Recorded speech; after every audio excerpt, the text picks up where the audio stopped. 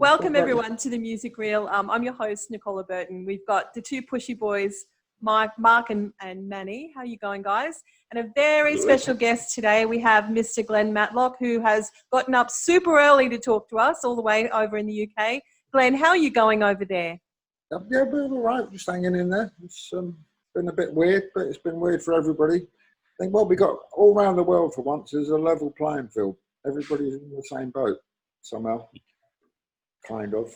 Yeah. We never thought that 2020 was going to be this situation when there would be no live gigs. Did you cancel any tours or anything that was happening? Yeah, I should have been touring in America.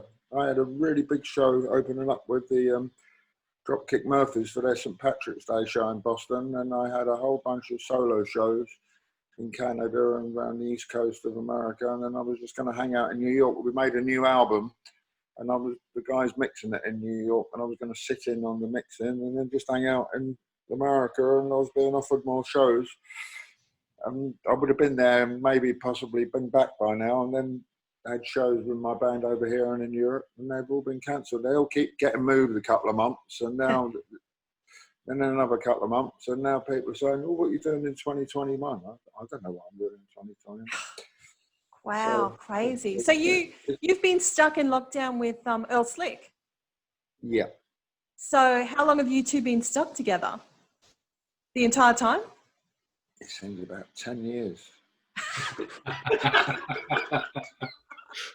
It's, I love it. Lucky bastard. Since the beginning of, since it all started, which was early March, I suppose, March, April, May.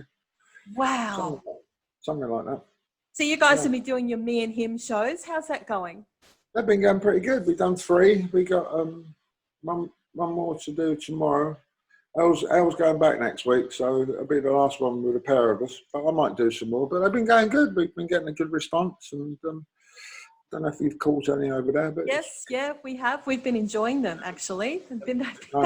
Actually, good. But what we're going to do later on today, I mean, we've just been doing that, on the computer, but we're actually I bought a new little audio interface, and we're going to actually record. Oh, good. Not the show, but we're going to play just us doing it. So we've got like a document of it, which might be like the Basement Tapes live album down the line. So sounds good. We're trying to be productive, and I've done a few more things like this for music colleges around the country. People are doing online courses and a couple of things for the BBC, and so I've been kind of busy. You've been keeping busy. No, that's good. Yeah. Manny, you've got a question? Yeah. Well, Glen, look, the other side of the universe, we're in Australia. We keep seeing the images of, the British and its doom and its gloom over there. And obviously our media will play on that. How serious is the situation there with COVID-19? Is it as serious as our media makes out, I guess? Well, I think we got one of the highest death rates in the world.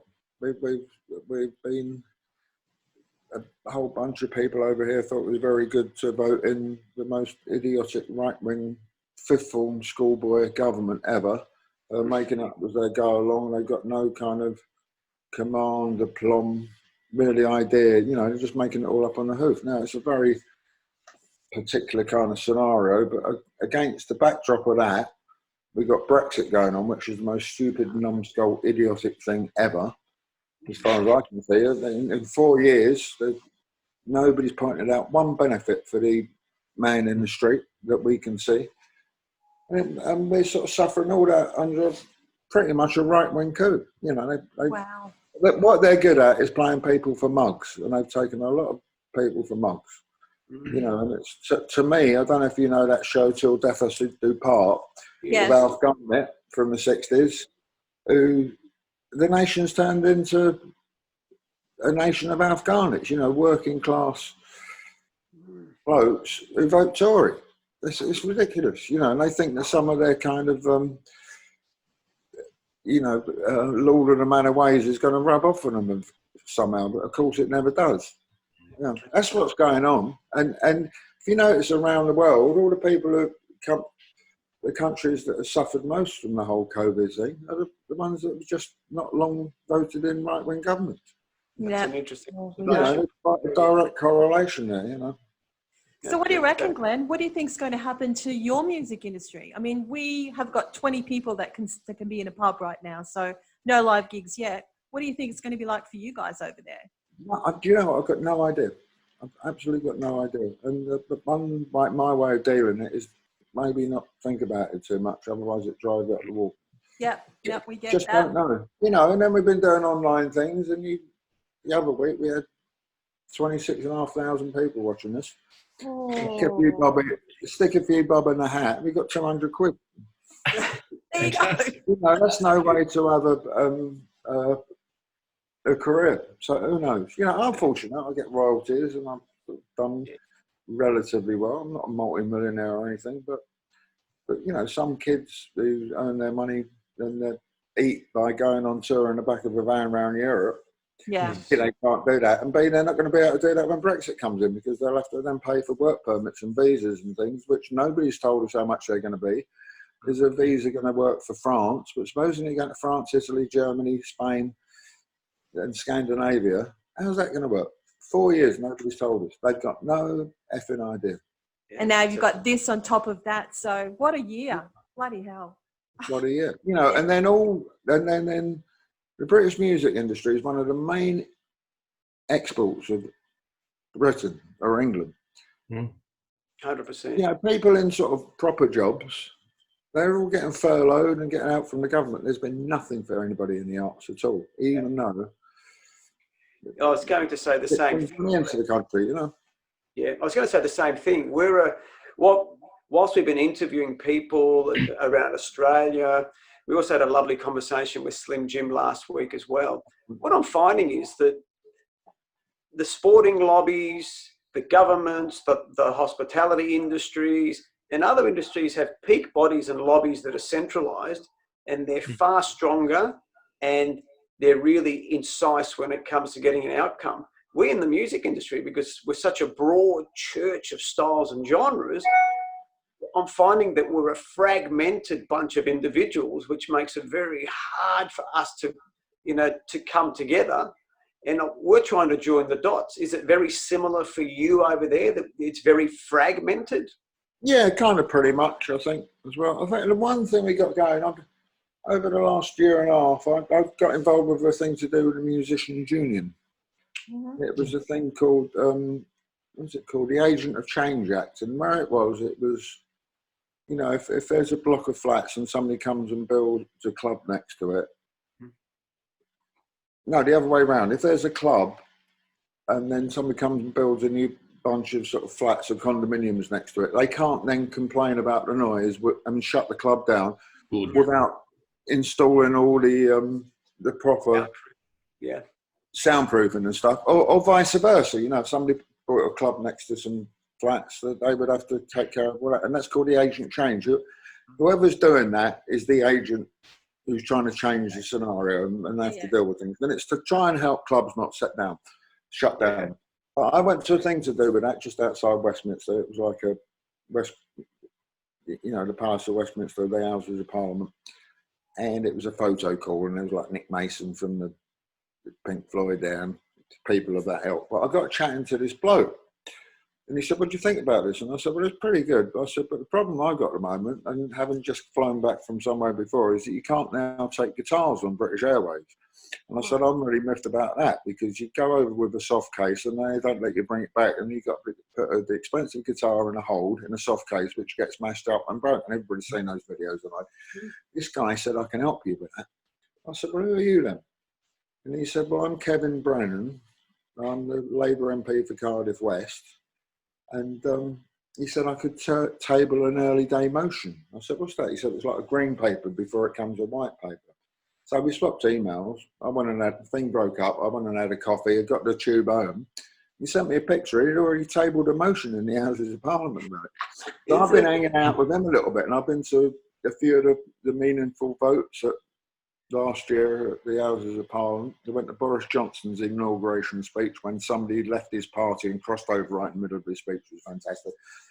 Interesting. You know, I'm not a real political animal, but I've never done things like that. But this guy, Kevin, is actually a musician as well. And That's brilliant. he's sort of taken it on his shoulders to try and champion the calls of musicians for all this kind of thing. So maybe he'll get somewhere. He's quite a forthright character, you know, younger kind of bloke. That's great And to hear. it's funny though, you go there and you go to some meeting at the Houses of Parliament, and then you have a drink with the bloke you know, and they're all milling together on the terrace by the Thames, and there's all these Tory kind of lords come up to you going, "Oh, you used to be in the Sex Pistols. I was a punk rocker and all." And it's like, what? Well, never mind that. What about this Brexit? Well, it's a fucking shit show, isn't it? This is the Tory MP saying. It's kind of weird. Oh, love it. Love it. Mark. Yeah. Glen, you've survived through so many experiences in this industry. What do you believe is the key to longevity and success? Thick skin. Good answer. Not too many expectations. I mean, I've never really, even back then, sort of thought too much past the end of the week. That's some kind of what you want to do, but normally what you want to do in the music business is far different from what actually happens. So, you know, you can set yourself up for a fall sometimes. So, don't know, just learning to roll with it. You know, sometimes it gets you down, sometimes it don't, but you know, the musician's life is a roller coaster. It's a bit different for me because I know one day they'll phone a ring and I'll get a call to go and do something real big, and which makes those little gigs, you know, a little bit more palatable. But I enjoy doing them anyway. I just like playing live. Yeah. I like the fact that you write songs and people connect with you with a song that you wrote 40 years ago or 40 minutes ago. I like to see the whites of people's eyes, and when they're digging where you're coming from, that's a buzz. You know, and luckily I get to play with some good musicians. And, yeah. So when's your next album out? Well, it was possibly going to be out in the autumn. It's made. There's a few tweaks to be made to the mixing, but is there much point in putting an album out when you can't go live and promote it? So, yeah, you know. Absolutely. Well, we're hoping that once it is released, Glen, we can get you back to Australia. It'd be great to see you. I'd love to come. I like coming to Australia. Got some good chums there. I've got some. My cousin lives in Mount Eliza outside Melbourne. I'd like to go and see Sarah. Yeah. So, we'd love to. Yeah, we'd love to invite you back again, Glen. That was that last tour we did, which was about 24, 36, was about 36. Yeah, well, it was certainly interesting, but I'm not too sure about your mate. Well, no, yeah. He's parted from the music industry, which is probably reasonably well, the only way's up now, you know. Exactly. So, is he still doing a TV show? Did he get married? That's right. Yeah. Glen, thanks so much for talking to us. Let me just get Earl very quickly to come and say hello. Yeah, that'd be great. Yeah. Earl, hang on. I've got something that someone's in. Hang on, look. All right. Hang on. Where is it? Hang on. That was very polite. Earl! It's the dinner bell, but it comes in handy. The dinner bell. Hi, Earl. Hey, Earl. How are you?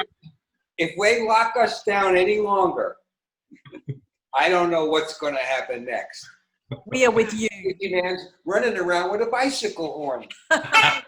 Hey, you're going home soon, aren't you, Earl? So you'll be fine. I guess so. Yeah. I think. How crazy is it that you two got stuck together for this entire time? Who would have thought? Crazy. It's been interesting. Yeah, we've got a few things done. Yeah. Yeah, no, we're loving the me and him. So, you know, thanks for that. But yeah, we just wanted to say thanks to both of you to talking to us today. And yeah, it's been great. We're loving it. Yeah, so we're just saying to Glen, we would love it for the two of you to come down to Australia when all this bullshit is over and done with. Get you to come down and play some shows for us. Okay. Where are you guys now, though? You in Adelaide? We're in Australia. We're in Brisbane. Brisbane. Oh, Brisbane, right. Okay. Yeah. I want to go back there because Manny, what was that festival I did up? You went and you headlined the Airlie Beach Festival of Music. Airlie Beach Festival, yeah. Which was right on the foreshore. What a great event. And I had a wander around with Dizzy Davidson. Dizzy, hi there if you're watching this. And I went out for a walk and it was really hot, but it's funny because up there it's so hot, but the architecture is like Brighton in England. It was a bit weird and it was so hot. And then I came to this kind of little secluded beach which had like a shark net, I presumed, and there was nobody there. And I'm so hot. The sharks ate the ball. Well, maybe. But I got my kecks off and I went straight in my undies, right? Because there was nobody there. And soon as I get out there, this woman came along with two little kids and put their stuff right next to my trousers. I had no towel or nothing, and I'm swimming up and down, up and down. How am I going to get out of this? And luckily, Dizzy came along. I'm kind of like distract him, so he distracted me. I run and got my trousers on. So that was kind of quite funny. I wouldn't mind going back there again. Absolutely. I reckon we could organise it. Heaven on earth. I think we could. Well, man, get on it, but don't get what's his name again? Sultan. Oh, no, he's out of the music industry now. He's gone, guys. He's well and truly gone. He's become a bit of a media star in reality TV shows. So it's interesting. Probably best place for them. So, Manny, drop me an email or something and we can sort about me and Elle coming down. Yeah, absolutely. We'd love to have you. Love to have you guys. What would we call it? What would the band be called? Me and him, but he'll argue and he'll say no, it should be him and me. It's him and me. No, it's not. Him and me. It's us. All right, guys, we're going to leave it there. Go back to bed, Glen. Enjoy the rest of your day. Lovely to meet you, Earl. Enjoy your going home, because I think that's... We'll see what happens next. We have the pandemic riots. I should be there in time for the locusts and the toads. And the alien invasion. Yep, looking forward to it. Thanks, guys. It was a real pleasure.